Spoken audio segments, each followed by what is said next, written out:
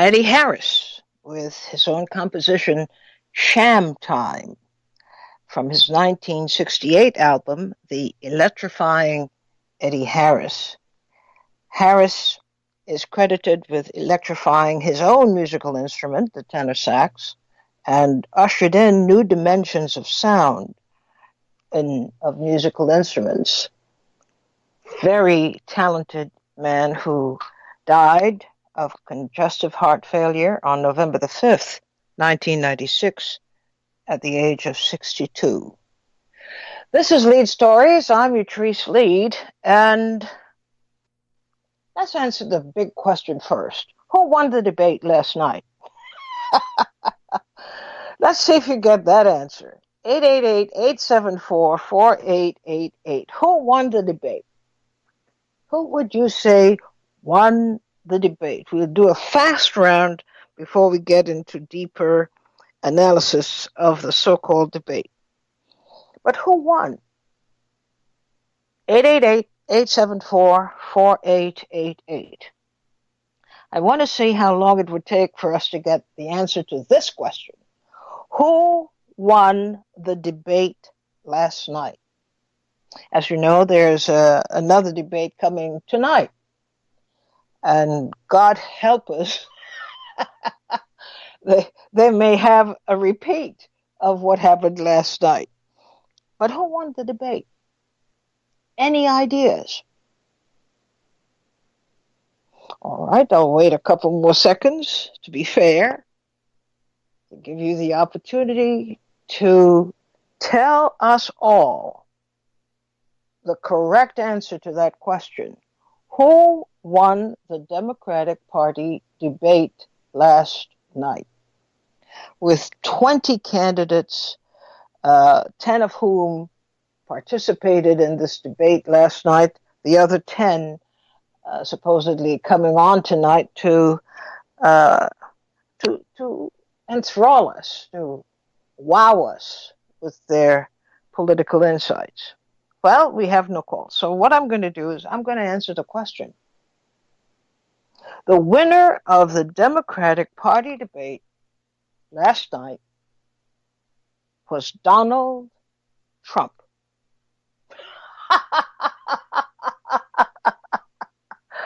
Yeah, I know.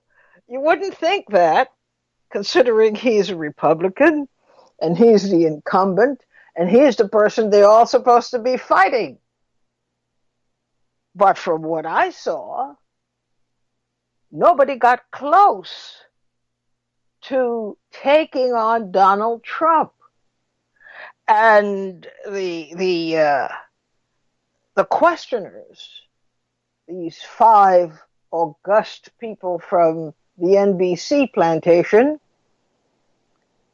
didn't ask any questions that even suggested that there might be a problem with the policies of Donald Trump, which they themselves have discussed. So the winner was Donald Trump. No question about it. Hello, Patricia. You're on the air. Good afternoon, Utrice, and good afternoon to the PRN family. Thank you. Good afternoon to you. The operative word there is debate. And I was literally, my granddaughter was visiting with me in New York, and I was literally in transit, taking her home to Texas, which is where I am now. And so I was watching the debate on the plane. And it dawned on me, first of all, with 10 candidates, you cannot have a debate. So there was no debate. A debate is an exchange of ideas based on a question that has been posed. Everyone was exactly. And so there was no opportunity for any substantive discussion about any of the questions that were posed last night, not one. And what really gnawed my gut was when folks started conversing in Spanish, and it was clear to me, and I hope it's clear to black folks, that they are not on the agenda. Not one person talked about anything that had anything to do with me, the people that I love, the people that I'm concerned, the people about my community. So the operative word there was no debate. And so as a result, your conclusion is absolutely correct. Donald Trump, or because there was nothing to differentiate the people who were on the stage last night? How are their views different, and how would they challenge Donald Trump? Well, I watched it, and it was a very painful exercise because I was spitting fire, saying this is the best that they could do, and call it a debate. I felt a need to advise them that whenever they're ready, they could go to any part of the Caribbean and learn what a debate is about. Nobody would put up with that nonsense and call it a debate. They'd be laughed out of town. That is not a debate. That's a Q&A session, a dog and pony show. And you have all of this firepower right there in front of you, and you're not asking a single question that even vaguely suggests that all the people there are opposed to Donald Trump and his policies and his administration, and they have a bone or several bones to pick with him on that. I was wondering, why are you calling this a debate? Why are you insulting the intelligence of the public to call this a debate? They're not fighting anything. You are absolutely correct. And there was not one opportunity for anybody to even challenge each other on their ideas. Not one person was able to put forth a policy about anything. About anything. What does that suggest to you, though? Well, first of all, this country is in deep trouble. Second of all, Donald Trump is really on the verge of being reelected, and we're going to have to stomach him for another 4 years. The populace does not understand how to evaluate candidates, what makes a good candidate, and what makes a candidate viable enough to unseat Donald Trump, because that is my goal at this particular point. The man is so crazy. The whole issue with Iran terrified me 2 weeks ago, literally terrified me. And in spite of the fact that I absolutely detest the thought of Joe Biden being the nominee, I would probably have to, with stench in my craw, pull the lever for him, because Donald Trump is going to get us into a war that we cannot win. So what does it say about the party at this particular juncture? Here we have, we're right upon the changing of the guard, at least technically so. And how do you rate the party's response? This is part of its official response. The Democrats literally have no response to Donald Trump. And you would think at this juncture that they would. They have none. Nothing substantive that anybody can latch onto and say, oh, this makes sense. Okay, I'll go with this. They don't, it's as if they've been in a vacuum and they haven't learned how to fight. It's like they've been in a vacuum.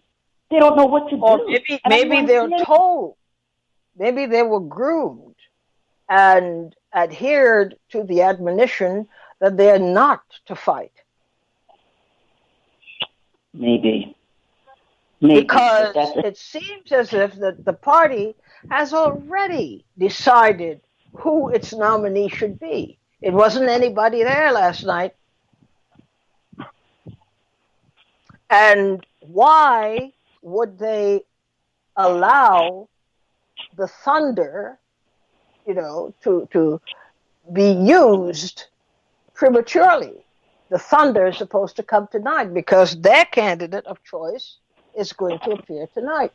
So everybody obeyed the rules.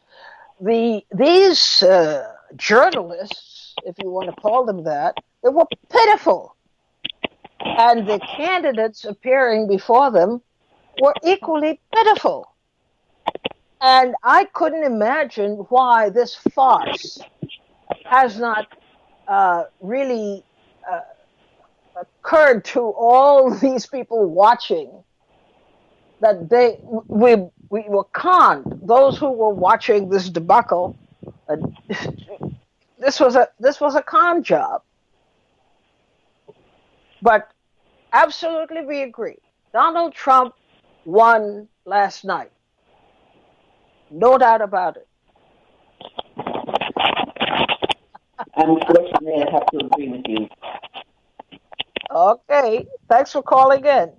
888-874-4888. You see, this is how we are supposed to analyze things so that all this other frou-frou that's going on, which is all distraction,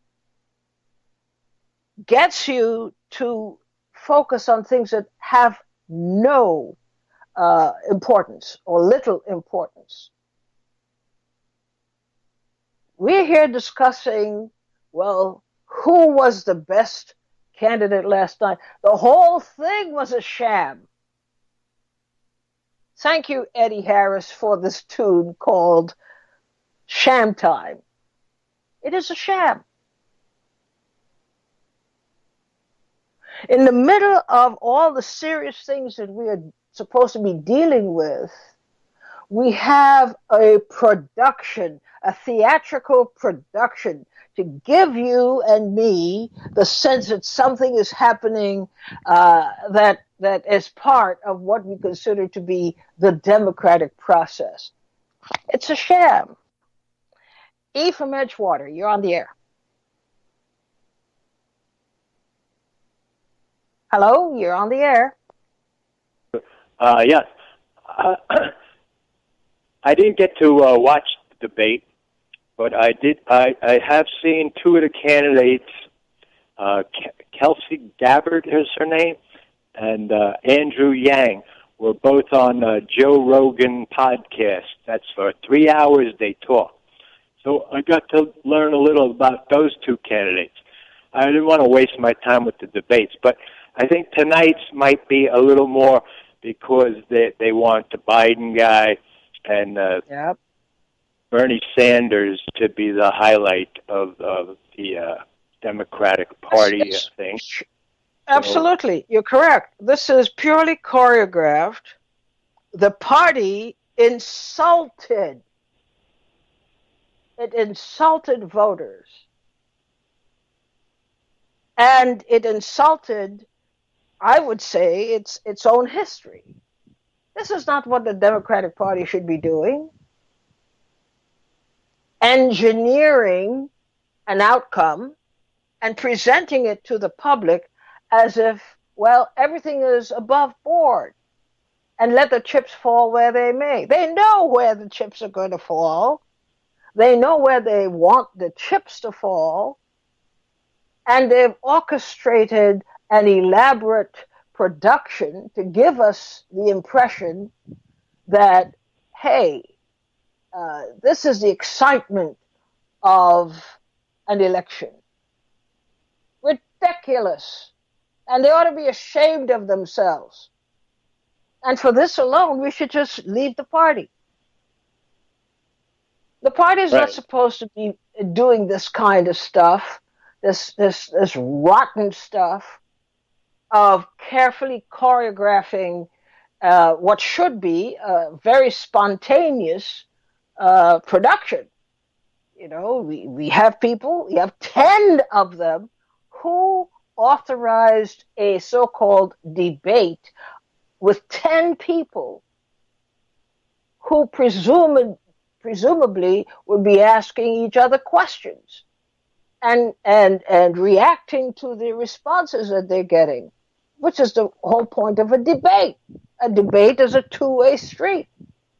Instead, you have these talking heads who they put as moderators. They are asking the questions, and you know the questions have been vetted and approved. You know somebody said, yeah, that's okay. Make sure you ask him this. Make sure you ask him that. These journalists weren't journalists. They were talking mouthpieces. And it was so offensive to me. You know, we might as well just let them know we're not falling for it. This is garbage, and you can have it. And you know the reason they did that, that this is where NBC and its affiliates would make a lot of money, because political ads bring in a hefty percentage of advertising revenue. They locked it up. All of the moderators were NBC types, and nobody else was able to get in to present a different voice. The questions were clearly rehearsed, and they were given permission to ask these questions. It's a sham, a total sham, and everybody participating in it ought to be ashamed of themselves, because we certainly are ashamed of you. So what is your attitude now, having watched this performance? All right. My attitude is I'm a little worried about the prediction that I made a couple of months ago about Biden. And, do you recall I said Biden will win the Democratic nomination, and then Bernie will go independent, and then they'll cancel each other out and Trump will win. I say this not because I'm trying to show how great a predictor I am. I'm trying to expose something, a scenario that people would believe how Donald Trump could win a second term. And that would be the scenario. But I'm a little worried because before I said about this, I said that before Joe Biden even threw his hat in the ring. And then a few weeks later he did. But I'm a little worried that, to me, I don't know about anybody else, but to me, Joe Biden looks like he's on his way to dementia, or he has dementia, and he's on his way to full-fledged Alzheimer's.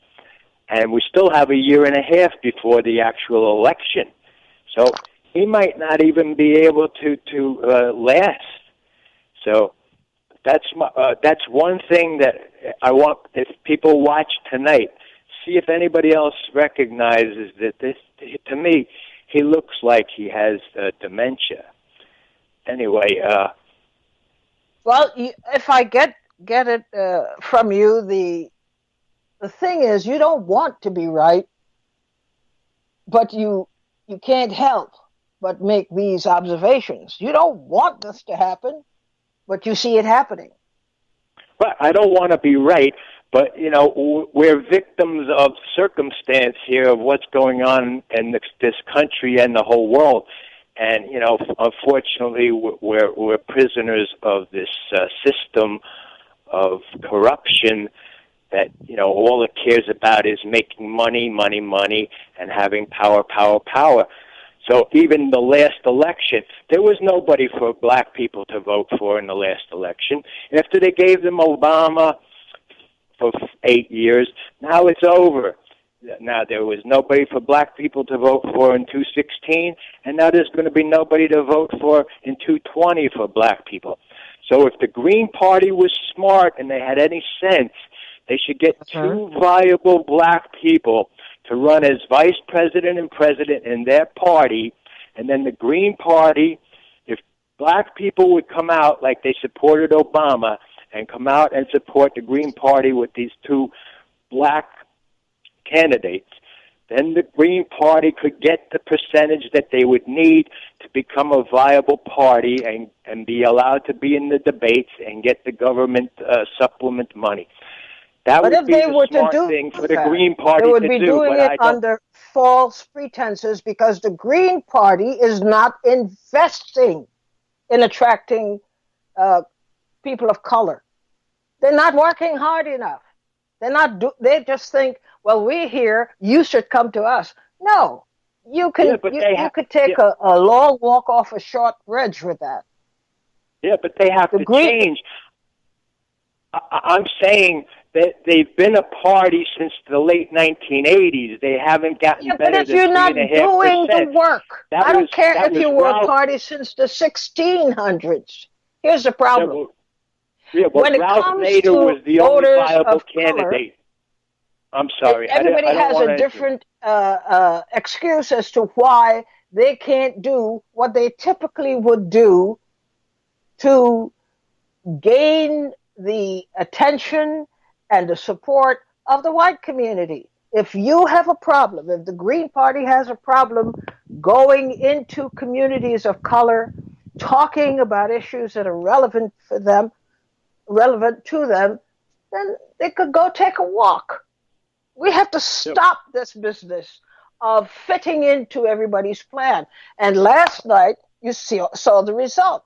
The result was, with all of that firepower, Donald Trump won, and he didn't appear on the stage once. He won, Right. no But you question about it. but you Thanks a still lot, Eve, for your wait. call today. Chris from West Palm Beach, you're on the air.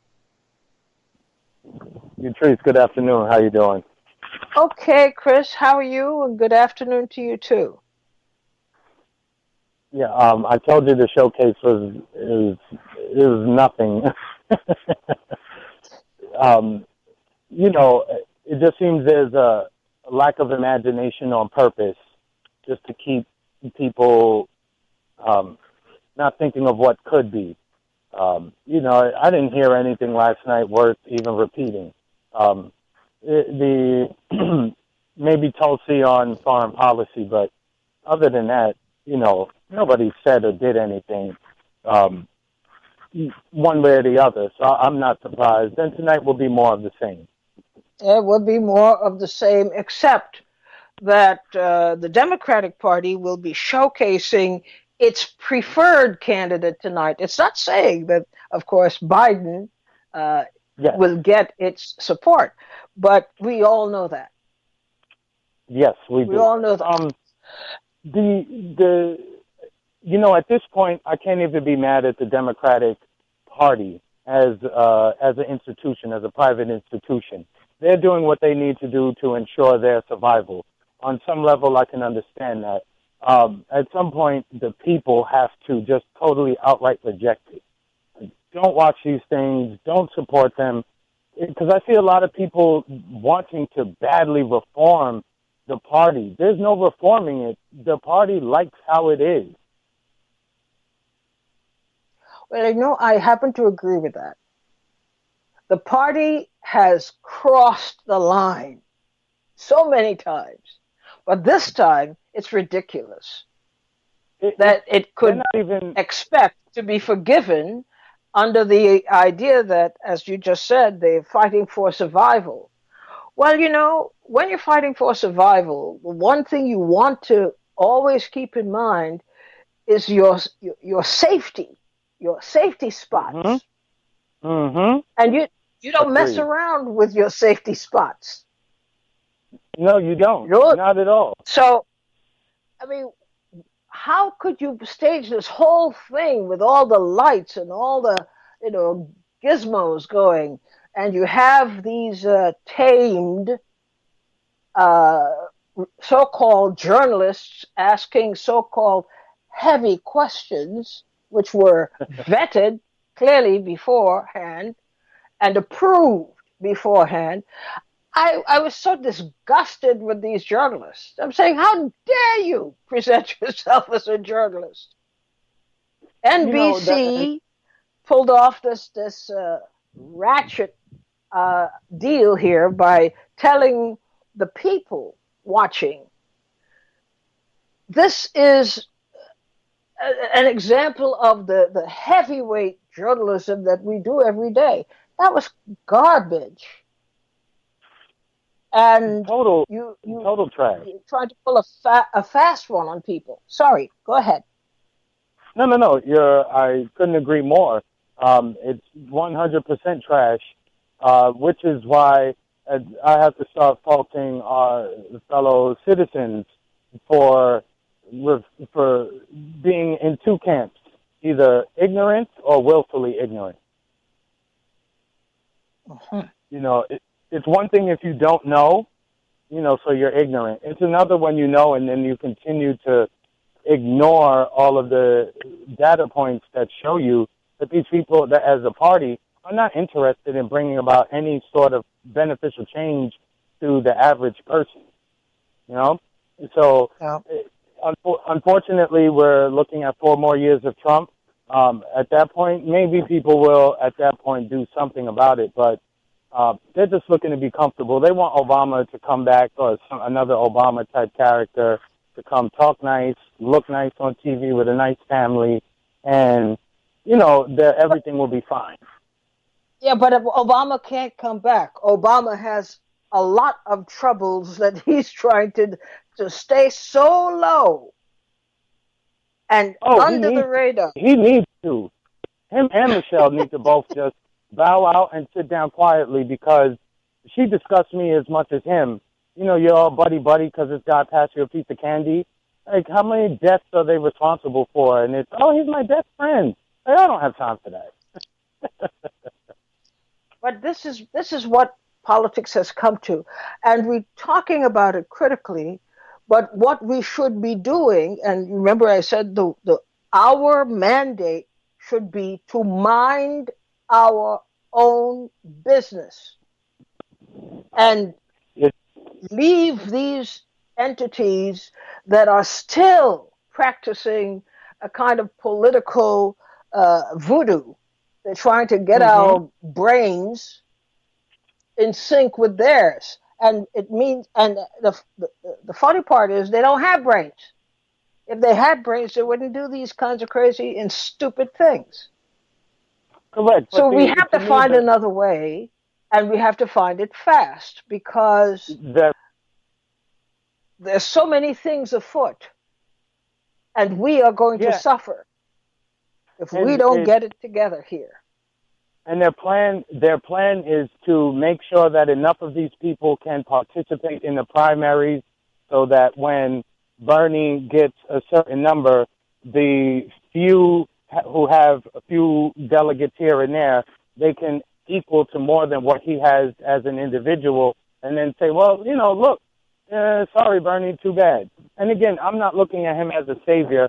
I'm saying, as what David said, he was, what did he say, not the lesser of two evils, but the... Yes, the evil of two lessers.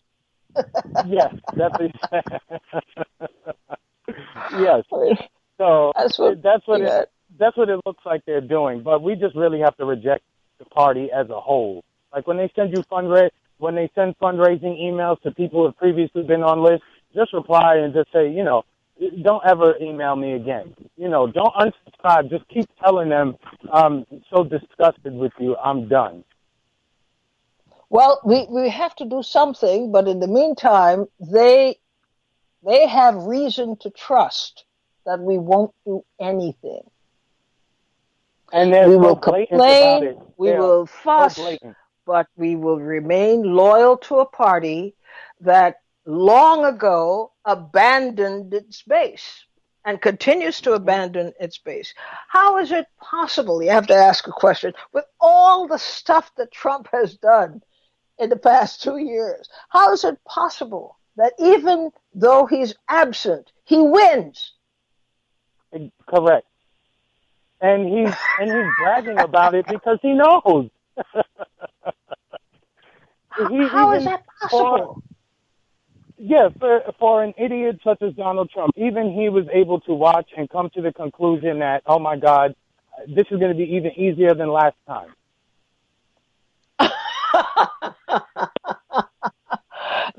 That is the conundrum of all conundrums. Thanks, Chris, for your call today. Gwen from New York. Hi, Idris. I don't know if you can hear me. I'm live from lunch break in New York. Yes, I can hear you quite well. Okay. I just wanted to tell you that I am a little ashamed. I did not watch the debates last night, but I heard highlights this morning. And I really almost fell off my rocker when the two most important things that people pointed to were the most important things on the globe was China and terrorism. And when I heard three candidates talk about the need to go to war immediately. And I just couldn't believe it. And I thought, well, I guess we're going to try to go lower than the Republicans. They're going low, we're going lower. And I was very disappointed to hear that. And then I was also disappointed to hear some chap on Democracy Now!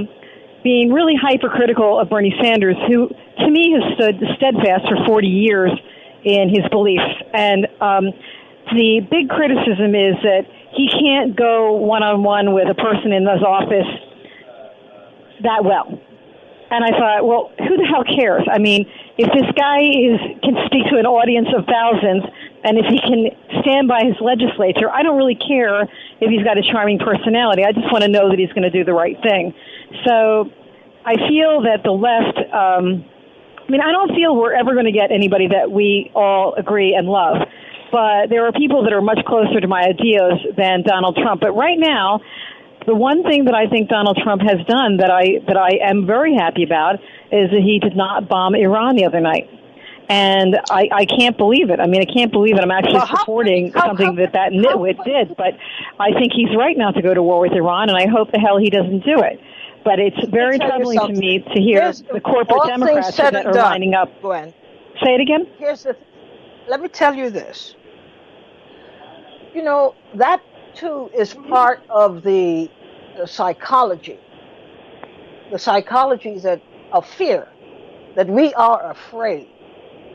Yeah. Well, look, any number of things could cause massive damage, not just to the United States, but to many parts of the world. What Trump is doing is saying, look, how much control I have, how much compassion I have. When I realized that bombing Iran would cost all these lives, I just couldn't do it. I am a man of conscience and all this garbage that he's trying to sell us. But it was effective because with that way in which he turned around, or supposedly turned around, people were willing to give him some extra latitude. Say, well, you know, he's not irrational after all. He's not, really crazy. Oh, you know what, though? Can I just interject right there for 1 second? I want to make sure you know that I do think he's irrational. But I also want to say that what he did for most of the parties is irrational. We've never had a president that ever turned around and said 150 people are going to die. So I don't think he's a nice man, and I know that there's another reason for this happening. Please, I'm not stupid. I know there's another ulterior motive here. That's what I'm trying to ask you. Right. What do you think is the reason that we know that he was about to get into the thick of it, and then at the last minute he changed his mind based on, all these deaths that would be on his hands? Right. What do you think was behind that? I think what's behind it is he has got huge control issues. And I believe that the faction of the CIA and the generals actually, and John Bolton, are basically doing what they want to do. They're not even consulting with them. So I don't think he stopped it because of any humanitarian reason. I think he stopped it because he needs to be in charge of everything. And he was quite upset when he found out they're going to do what they want to do. They're going to leave information out, but they're going to go forward with this because they have an agenda. This war is going to be a lot of money for them. Israel really wants it to happen, a lot of people in Israel. So I think he would have been all down with it had they gone to him and discussed it with him. But it looks like he was held out of the loop, so he's just letting them know that, if we're going to war, I'm the one who says we go to war. You're not going to be making these plans behind my back. I think that is probably the crux of the matter.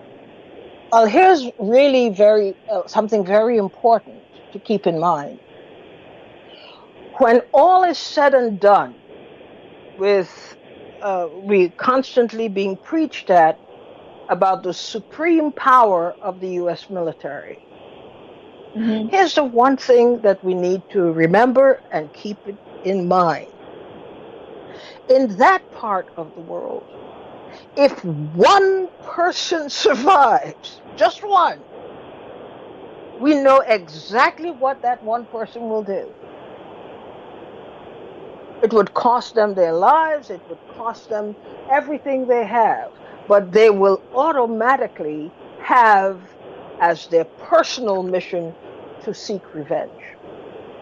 And when you see how the Muslim world is basically coming together, kind of getting over some of the historic divisions, what they're saying is we have major enemies on our, we have major enemies to deal with.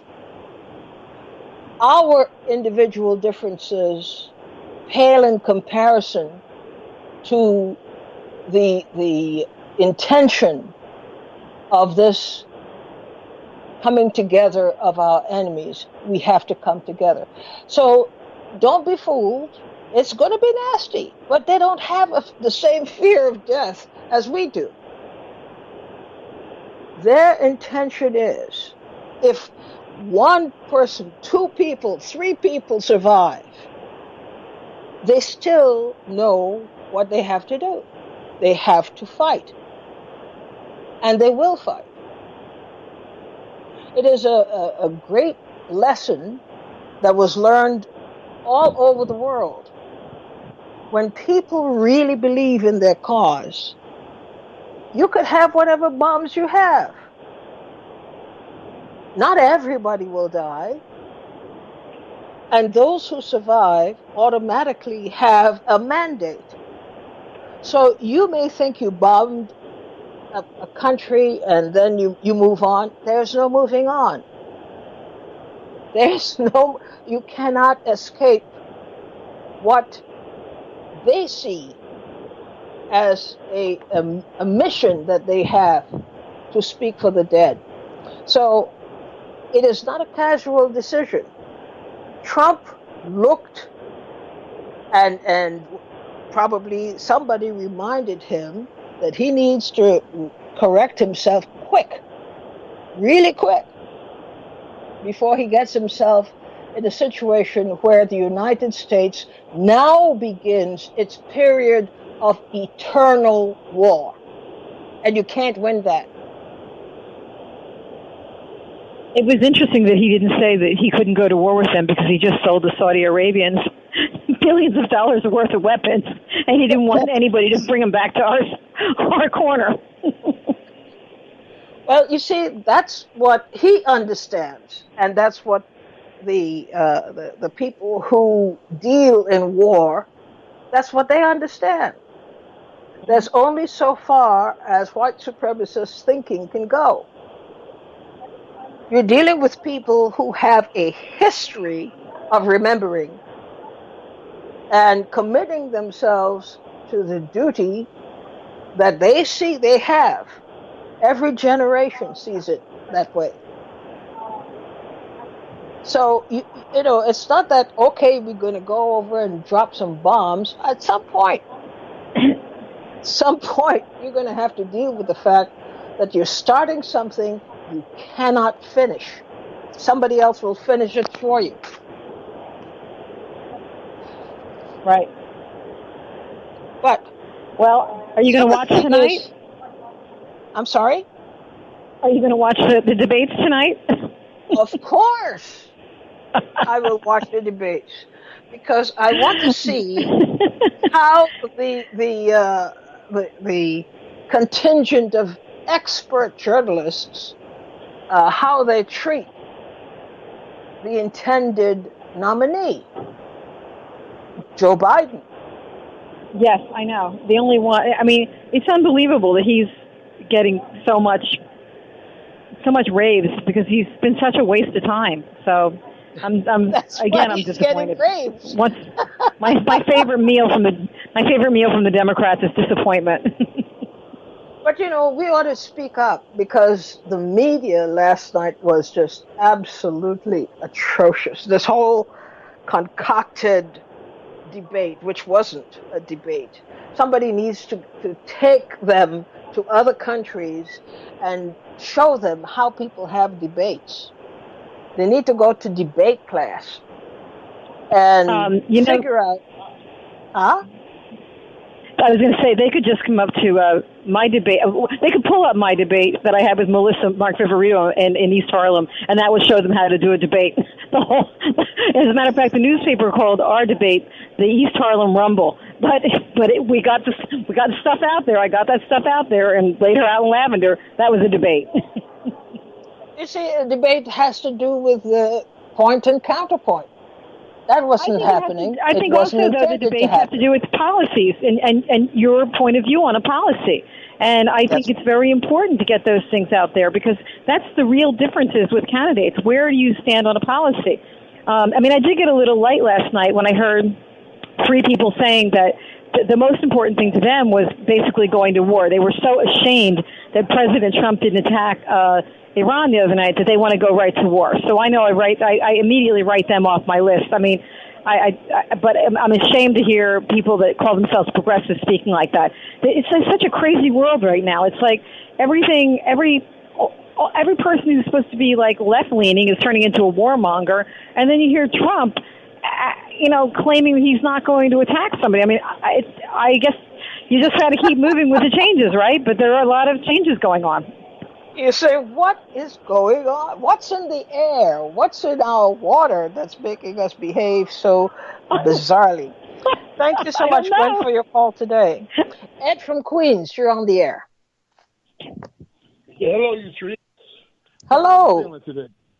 Hello, how are you feeling today? So did Trump win last night or not? Honestly, one of your callers yesterday, I believe his name was Chris, he said something that in retrospect and looking at that debate last night, I found quite interesting. I don't think they want to win. I really don't think they want to win. I think they want to keep this man in office. I think they're satisfied with the status quo, and they'd rather use him as a foil for the next 4 years than actually present a cogent platform and a believable candidate. I don't know what's going to happen tonight. I have to work tonight. I don't know if I'll get the opportunity to watch. But looking at that performance last night, I honestly believe that it's time to separate yourself from all of this. The Democrat, Republican, the whole system is shot. And it's time to start to build locally and develop something that's going to ensure our personal survival into the next 50 years, 100 years. Because these people are not for real. They're not for real. There are serious problems in this world and in this country, and I don't think they're equipped. I don't think they have the testicular fortitude or the intellectual ability to deal with it anymore. I think the system has become so corrupt that they can't play outside of it. They can't think outside of it. And it's just becoming a pathetic joke. And these are serious times. And we got to separate from this. We got to separate from this nonsense and move forward. That's the only thing I can see. But to separate from it, you have to have something in place. Do you see anything in place?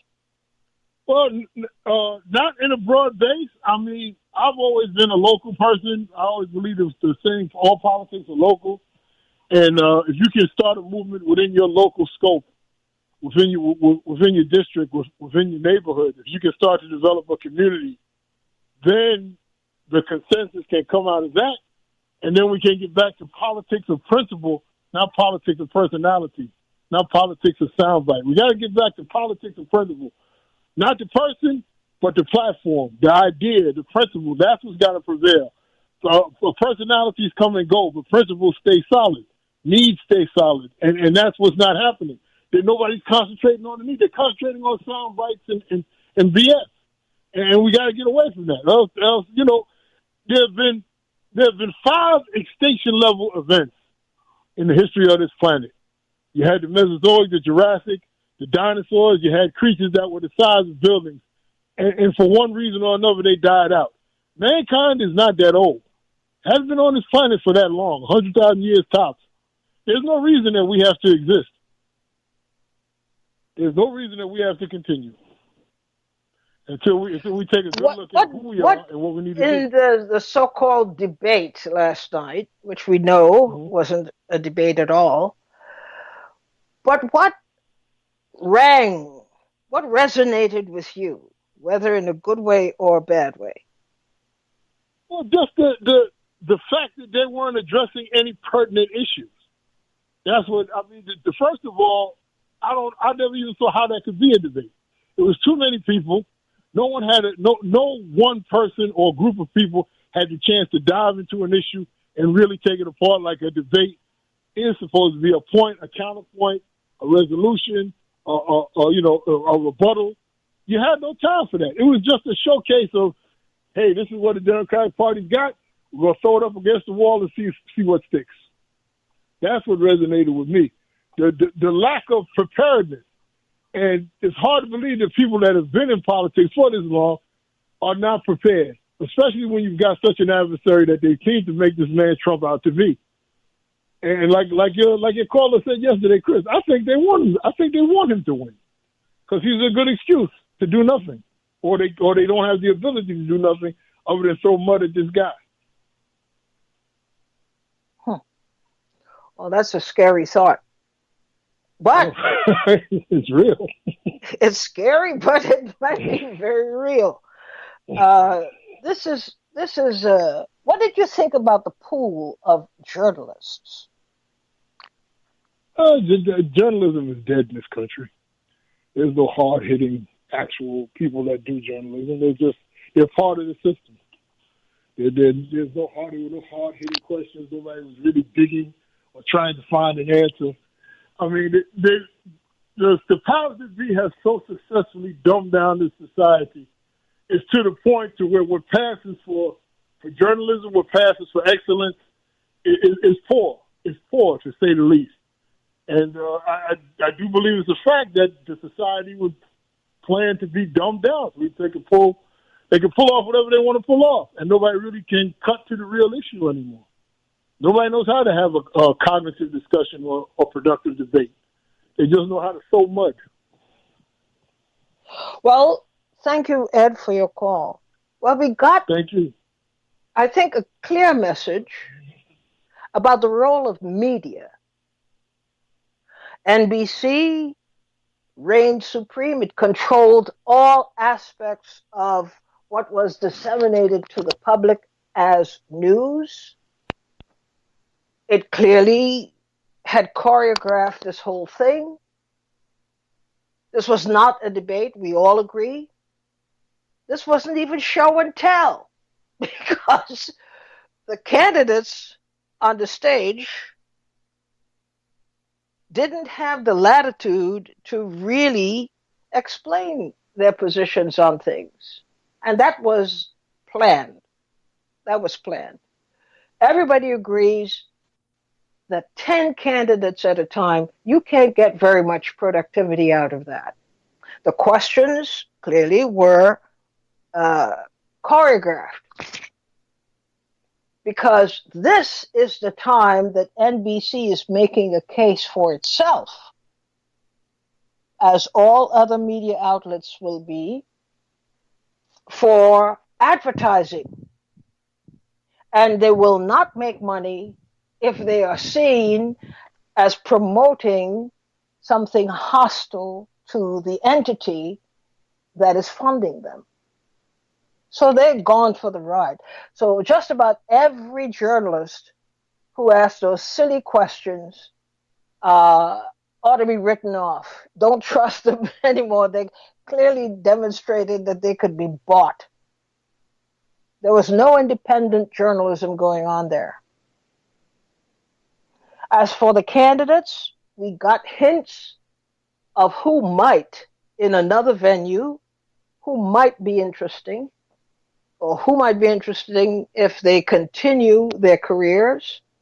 But on the whole, it was an absolute sham. It was a sham. But I am happy to have us analyze what we saw because people don't do that. And so this gives us the opportunity to observe how institutions are co-opted, how they are used to, in turn, create defects in us, that we lose our minds and we go with what they say. Even though it's clear, they don't even know the meaning of the word debate. And they're not even expecting to be challenged on the fact that there was no debate.